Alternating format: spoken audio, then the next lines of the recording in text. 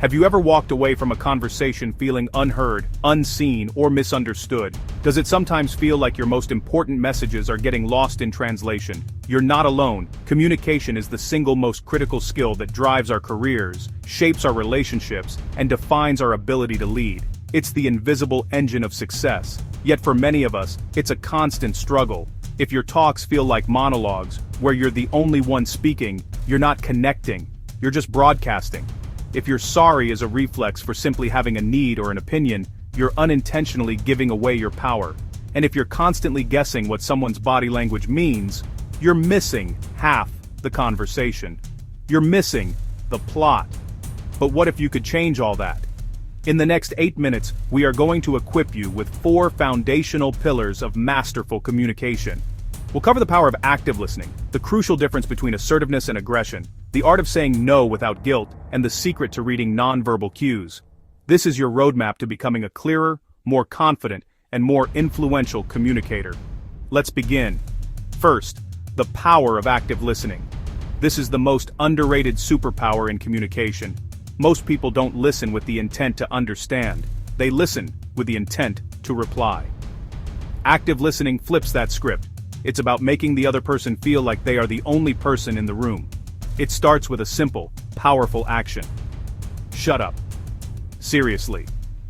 The first step is to stop talking, stop thinking about your response, and just receive. Next, look up. Give them your full attention. Your posture should signal engagement. Lean in slightly. Orient your body towards them.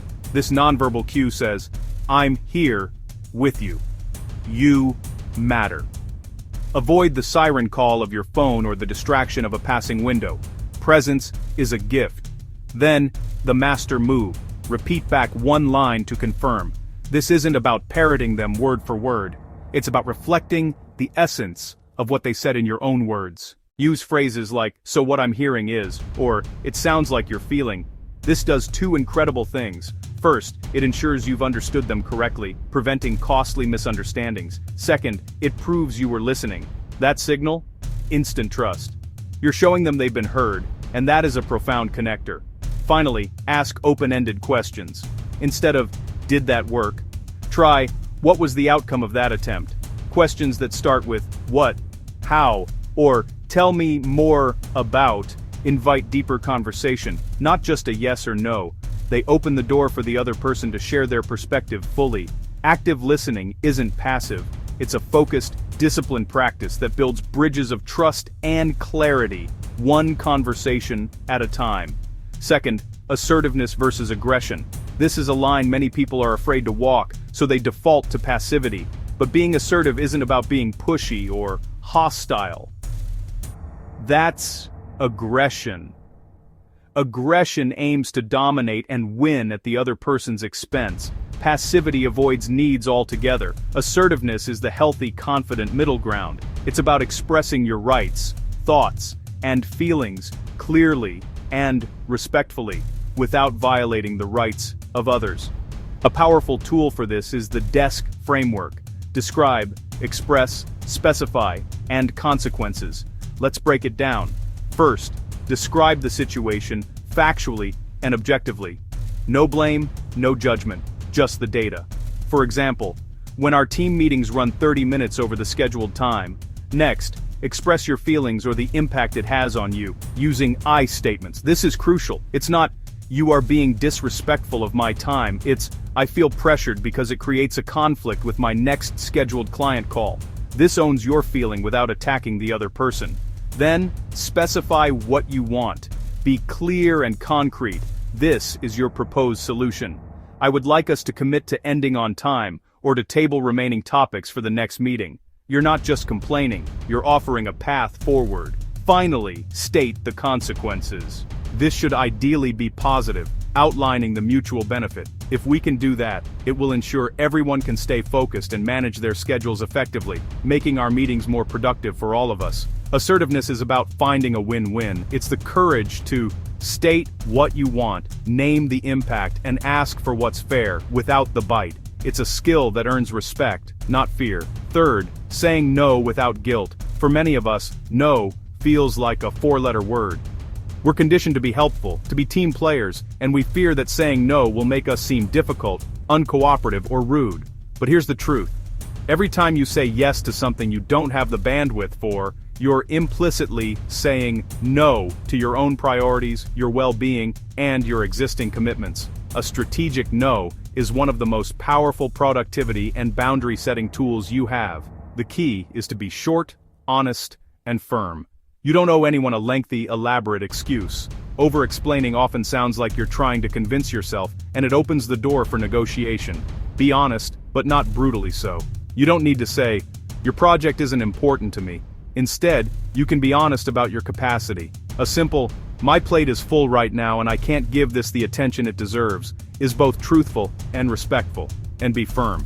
Deliver your no with a calm, steady voice and composed body language. Avoid apologetic tones or slumped shoulders. A simple, "I can't right now, thanks," is a complete sentence. Then, stop talking. Let the silence sit. Don't rush to fill it by backtracking on your decision. If you want to soften the blow, you can offer an alternative. This shows you're still a team player. For example, "I can't lead that project, but I can join the initial brainstorming session." Or, "My schedule is packed this month, but I could take a look at it next month if the timeline is flexible." This transforms the no from a rejection into a negotiation of boundaries. Practice it. Write down 3 polite but firm no statements for common requests you get. Rehearse them. The more you say it, the less guilt you'll feel, and the more control you'll have over your time and energy. Then stop apologizing for protecting your focus. Fourth, read the room. Communication is so much more than words. Experts estimate that the majority of our meaning is conveyed non-verbally, through our tone, posture, gestures, and facial expressions. If you're only listening to the words, you're missing the real story. Learning to read the room means becoming a detective of human behavior. Start by observing congruence. Do their words match their music? Someone might say, "Yes, I'm completely on board," but their tone is flat, their arms are crossed, and they're avoiding eye contact. That mismatch, that incongruence, is a piece of data. It's a signal to probe deeper, perhaps by saying, "I hear you say you're on board, but I get the sense there might be some reservations. Is there anything we haven't addressed?" Also, watch for mirroring. When people are in rapport, they subconsciously mirror each other's posture and gestures. You can use this intentionally. By subtly and slowly mirroring someone's posture, you can build a sense of connection and trust. Pay attention to the small things. Watch micro pauses. A tiny hesitation before answering a question can speak volumes. Note where people's feet are pointing. We often point our feet in the direction we want to go, so if someone's feet are aimed at the door, their mind might already be checked out. So there you have it. 4 moves to elevate your communication game. Master active listening to build trust and ensure clarity. Embrace assertiveness to express your needs respectfully. Learn to say no to protect your priorities. And read the room to understand the whole message. Practice these 4 moves, and your conversations will go from clumsy to crisp, from uncertain to influential. Your career and your relationships will thank you for it. Don't just watch this video, use it. Pick one of these techniques to focus on this week, just one. Try it today, and report back in the comments with your result. I dare you.